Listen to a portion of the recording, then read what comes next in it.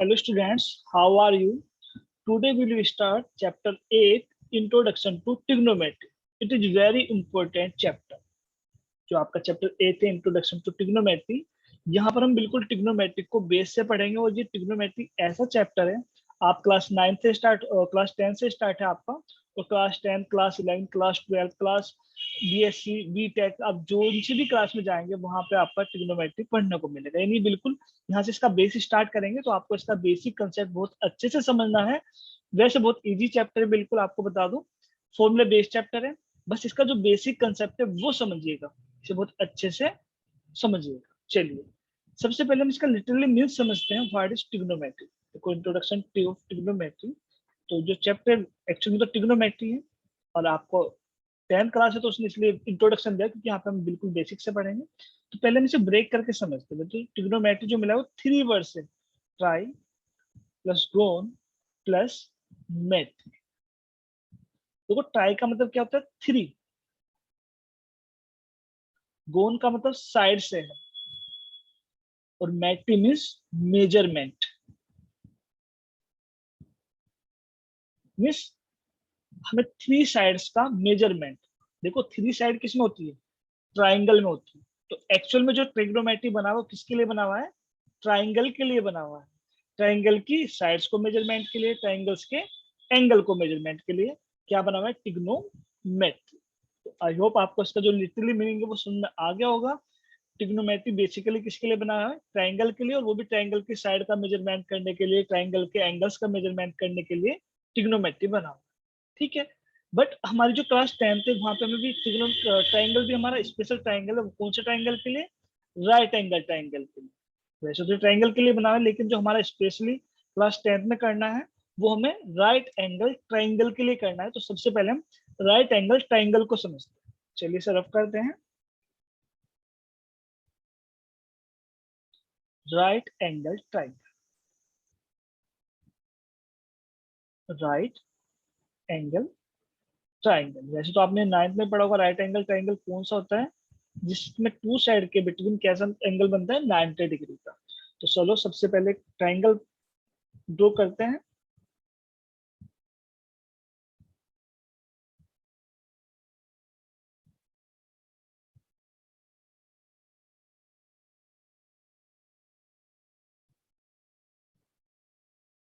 चलिए, ये हमने क्या कर दिया बेटा?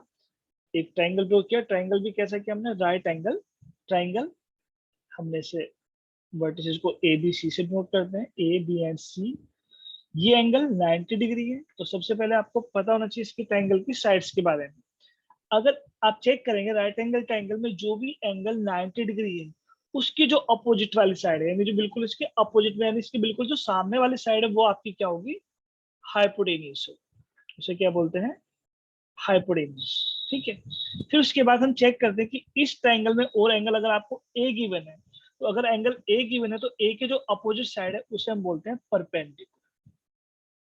परपेंडिकुलर मीन्स अगर आपको ट्राइंगल में एंगल ए गिवन है तो ए के जो अपोजिट साइड है वो क्या होगी? आपकी परपेंडिकुलर। और जो आपका बचा वो क्या होगा? आपका बेस। ठीक है, अब बाय चांस मैंने आपको बताया कि अगर एंगल ए पर है, यहाँ पे हम एंगल को भी थीटा से नोट कर दें। थीटा एक ग्रीक लेटर है, जैसे आपकी इंग्लिश अल्फाबेट में एबीसीडी होती है, तो वहां पे ग्रीक लैंग्वेज है, उसका जो एक लेटर वहां पे हम एंगल के लिए थीटा से डिनोट कर लेते हैं। तो ये आपका थीटा है, मैं थीटा ही लेके चलूंगा एंगल को। चलिए एक और ट्राइंगल बनाते हैं, राइट एंगल ट्राइंगल।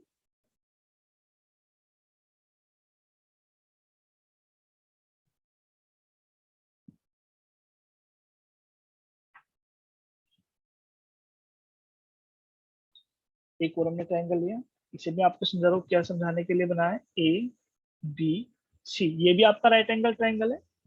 सपोज यहाँ पे 90 डिग्री है, तो आपको पता है 90 डिग्री का अपोजिट क्या होगा? आपका हाइपोटेनियस होगा। अब की बार मैंने एंगल सी पर ले लिया। अगर एंगल सी पर लिया हुआ है तो सी के अपोजिट में ए बी है, तो ए बी क्या होगा? आपका परपेंडिकुलर। ये आपको बहुत अच्छे से इस बात को समझना है कि अगर एंगल ए पर है तो उसके जो भी एंगल के अपोजिट साइड की है वो क्या होगी? आपकी परपेंडिकुलर होगी। मीन्स अगर एंगल सी पर है तो फिर परपेंडिकुलर क्या होगी? ए बी, और जो बचा वो क्या होगा? आपका बेस। तो आई होप आपको राइट एंगल ट्रायंगल की ये बात समझ में आ गई होगी कि इसकी साइड के नेम क्या होते हैं। अगर 90 डिग्री के अपोजिट है साइड तो हाइपोटेनस बोलते हैं उसे। फिर जो आपका एंगल है उसके अपोजिट साइड को परपेंडिकुलर बोलते हैं, और जो बचा हुआ आपका बेस है। तो आपका इस टाइप से भी हो सकता है और आपका इस टाइप से भी हो सकता है। बस आपको क्या याद रखना है, 90 के अपोजिट हाइपोटेनियस, एंगल के अपोजिट परपेंडिकुलर, और जो बचा हुआ आपका बेस। चलिए अब इसी ट्रायंगल को तो हम रफ करते हैं। अब एक हम पाइथागोरस जो थ्योरम पढ़ते हैं वो भी इसमें, उसका बहुत ज्यादा यूज होना है इसमें, पाइथागोरस थ्योरम का। तो चलिए पहले हम पाइथागोरस थ्योरम ही करते हैं। पाइथागोरस थ्योरम, क्योंकि पाइथागोरस एक मैथमेटिशियन थे, तो उनके नाम पे ये थ्योरम है।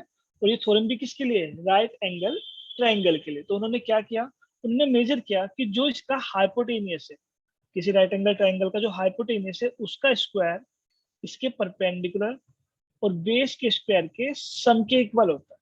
ठीक है, तो क्या किया उन्होंने मेजर, कि अगर कोई राइट एंगल ट्रायंगल है तो उसका जो हाइपोटेनियस है उसका स्क्वायर उसकी अदर टू साइड के स्क्वायर के सम के इक्वल होता है। अदर टू साइड कौन कौन सी, परपेंडिकुलर एंड बेस। तो हाइपोटेनियस स्क्वायर क्या होगा आपका, perpendicular square plus base square. अब अगर सपोज आपको यहाँ से परपेंडिकुलर फाइंड करना है तो क्या होगा बेटा, बेस स्क्वायर इधर आके निगेटिव हो जाएगा। अगर आपको बेस फाइंड आउट करना है तो आपको क्या हो जाएगा यहाँ पे, हाइपोटेनियस स्क्वायर माइनस परपेंडिकुलर। मैं आपको बता दूं एच हमने किसके लिए यूज किया है, हाइपोटेनियस के लिए यूज किया है, कभी आप कंफ्यूज हो। पी का मतलब हमने किसके लिए यूज किया है, परपेंडिकुलर के लिए यूज किया है, और बी किसके लिए यूज किया है, बेस के लिए यूज किया है। ठीक है, तो ये आपकी पाइथागोरस थ्योरम है। अगर हम इनके जो वर्टिस है इनको लेके चले, मीन हाइपोटेनियस कितना है यहाँ पे, एसी है, तो AC square is equal to perpendicular यानी कितना, बीसी स्क्वायर, और बेस कितना आपका, ए बी स्क्वायर। तो हम ऐसे, हम क्योंकि यहाँ पे हाइपोटेनियस परपेंडिकुलर बेस लिखने से हम यहाँ पे साइड के नेम लिखेंगे, एसी हाइपोटेनियस है तो एसी का स्क्वायर, परपेंडिकुलर बीसी है देन बीसी स्क्वायर, बेस आपका A B then plus A B square. तो ये आपके हो गई पाइथागोरस थ्योरम। तो मैंने अब तक आपको बता दिया ट्रिग्नोमेट्री राइट ट्रायंगल के लिए बनी है, लेकिन हमारा जो मेन कंसेप्ट है वो राइट एंगल ट्रायंगल है, क्योंकि 10th क्लास में आपको राइट एंगल ट्रायंगल के लिए ही करनी है। तो राइट एंगल ट्रायंगल के लिए आपको पता होना चाहिए कि जो उसकी साइड उनके नेम क्या होते हैं, वो मैंने आपको समझा दिया है। आपको पाइथागोरस थ्योरम भी आनी चाहिए, क्योंकि इसके बिना ये क्वेश्चन चैप्टर हो ही नहीं पाएगा। तो इसका बिल्कुल बेसिक था, वो हम कर चुके हैं। अब आगे बढ़ते हैं। अब नई चीज है हमारे लिए टिग्नोमेट्रिकल रेशियो। आप ये फर्स्ट टाइम पढ़ेंगे जब से आपने स्टार्ट किया पढ़ना मैथ में, क्योंकि ये 10th क्लास में आता है आपका टिग्नोमेट्रिक। तो टिग्नोमेट्रिक रेशियो देखो, हमारे 6 टिग्नोमेट्रिकल रेशियो हैं। कौन कौन से हैं, साइन, मैं पूरा नाम लिख दे रहा हूँ क्योंकि हम तो शोर में पढ़ते हैं, कोसाइन, टेंजेंट, कोटेंजेंट,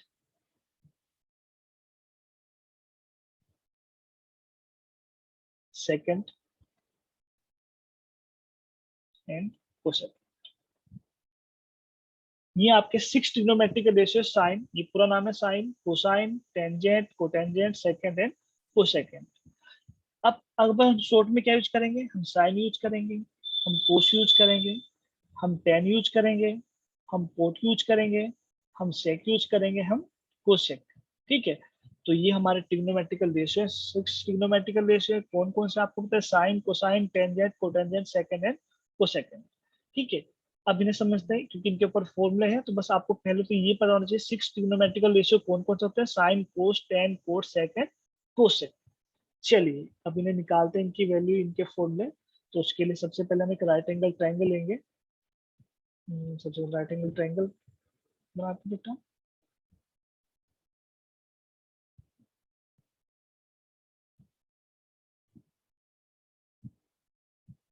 तो बिल्कुल आपको बेस से बता रहा हूँ, तो बहुत अच्छे से समझिएगा इन्हें, क्योंकि अगर आपसे बेस क्लियर है तो फिर आपको ट्रिग्नोमेट्री में कभी कोई प्रॉब्लम नहीं आएगी। बहुत इजी चैप्टर है अगर आपको इसका बेस क्लियर है।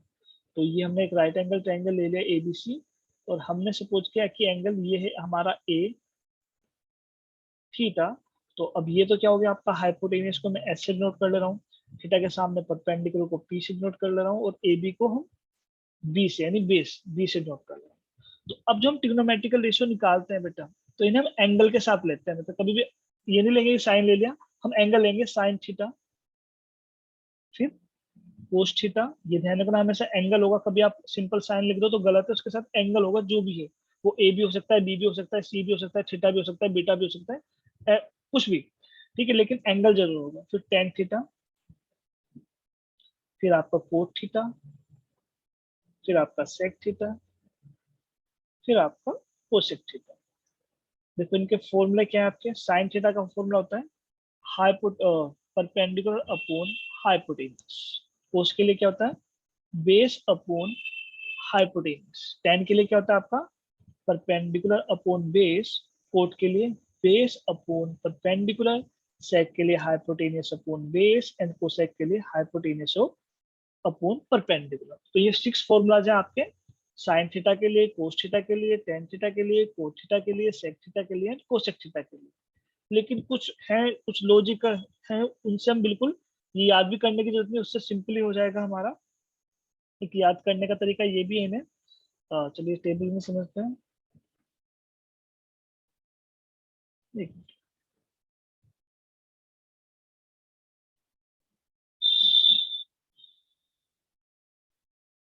आपको याद करने की जरूरत नहीं है, आप इसे बस कंसेप्ट को समझ लें, उससे आपको सारे लर्न हो जाएंगे कि किसके लिए कौन सा फॉर्मूला है।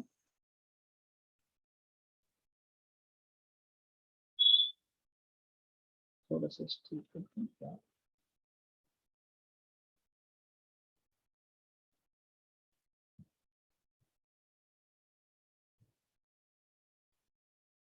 चलिए, ये हमने टेबल बना ली, ये आप लर्न करने के लिए अब आपको याद रखना है। साइन के लिए cos, tan, cot, sec and cosec. Sine के लिए क्या होता है ये याद रखना, P B P H H B. देखो वैसे तो इन्हें याद रखने के लिए अलग अलग बनाते हैं। कोई बोलता है पंडित बद्री प्रसाद हर हर बोले, ठीक है। तो पापा बेटा पापा, हाँ हाँ पापू। तो ये सब कुछ नहीं है, बस आपको याद करने का कि आपको जिस तरीके से याद रखना है उस तरीके से याद रख लीजिए। साइन के लिए क्या होगा, पी अपॉन एच लिखा है, परपेंडिकुलर अपॉन हाइपोटेन्यूज। कोस के लिए क्या होगा, base upon hypotenuse, B upon H. Tan के लिए क्या है, परपेंडिकुलर अपॉन बेस, ये फॉर्मूला है परपेंडिकुलर अपॉन बेस। कोट के लिए बेस अपॉन परपेंडिकुलर। सेक के लिए हाइपोटेनियस अपॉन बेस, और कोसेक के लिए हाइपोटेनियस अपॉन परपेंडिकुलर। तो ये याद रखने का एक तरीका है। आप याद रख सकते हैं पंडित बद्री प्रसाद हर हर बोले, सोना चांदी तोले, वो कुछ भी बना सकते हैं आप। तो इसके लिए अब आप यहाँ पे एक चीज देख रहेंगे कि जो साइन है और कोसेक है, साइन क्या आपका पी अपॉन एच है, और कोसेक एच अपॉन पी है। मीन साइन एंड कोसेक एक दूसरे के रेसिप्रोकल है। मीन साइन के लिए हम ये भी फॉर्मूला बना सकते हैं, sine theta is equal to 1 upon cosec theta, या ये फिर cosec theta is equal to 1 upon sine theta. तो क्यों, क्योंकि साइन तो क्या आपका पी अपॉन एच है, और कोसेक क्या आपका H upon P. Mean sine and cosec एक दूसरे के रेसिप्रोकल है। और ये भी कर सकते हैं, अगर मैं साइन और कोसेक को एक साथ ले लूँ, sine theta into cosec theta में से इनकी मल्टीप्लाई कर लूँ, तो साइन तो क्या आपका पी अपॉन एच है, और ये कितना आपका एच अपॉन पी है। तो ये पी से पी कैंसिल, एच से एच कैंसिल, तो mean sine theta into cosec theta किसके इक्वल होगा, 1 के इक्वल। क्यों, बिकॉज ये एक दूसरे के रेसिप्रोकल है। सिमिलरली आपको दिख रहा होगा कोस और सेक में ये रिलेशन है। Mean cos theta is equal to 1 upon sec theta, या फिर sec theta is equal to 1 upon cos theta, ठीक है। फिर ऐसे आपका टेन और कोट में भी एक रिलेशन है, और ये भी अगर मैं cos theta into sec theta करूं, तो ये किसके इक्वल होगा, आपके 1 के equal. Similarly tan theta is equal to क्या होगा आपका 1 बाई कोट थीटा, है ना। और cot theta is equal to क्या होगा आपका 1 बाई टेन थीटा। और अगर मैं इनकी मल्टीप्लाई करूँ तो फिर वो किसके इक्वल होगा, 1 के इक्वल होगा। Tan theta into cot theta is equal to 1। तो ये कुछ फॉर्मूले स्टार्ट तो यहाँ होते हैं, लेकिन इनसे फिर फॉर्मूले बनते जाते हैं आपके। Sine theta perpendicular upon hypotenuse, cos theta base upon hypotenuse, tan theta perpendicular upon base, cot theta base upon perpendicular, sec theta hypotenuse upon base, and cosec theta hypotenuse upon perpendicular. ये learn करने का, आपको याद रखने का तरीका से, remember it, इसे आप याद रखिएगा। अगर याद है तो आपको फिर ये फॉर्मूले लर्न करने की जरूरत नहीं, आप इससे फॉर्मूला बना दें। फिर यहाँ से एक बात और नजर आई हमें, ये पी अपॉन एच है, ये एच अपॉन पी। इसका मतलब साइन और कोसेक में क्या रिलेशन है, ये एक दूसरे के रेसिप्रोकल है। सिमिलरली कोस और सेक में भी ये रिलेशन है, और टेन एंड कोट में भी ये रिलेशन है। चलिए एक चीज और यहाँ से बनता है, एक फॉर्मूला। मैं इरेजर लेके थोड़ा सा यहाँ पे स्पेस बना लेता हूँ, इससे मेरा एक मिनट फिर चलेंगे मुझे, ठीक है।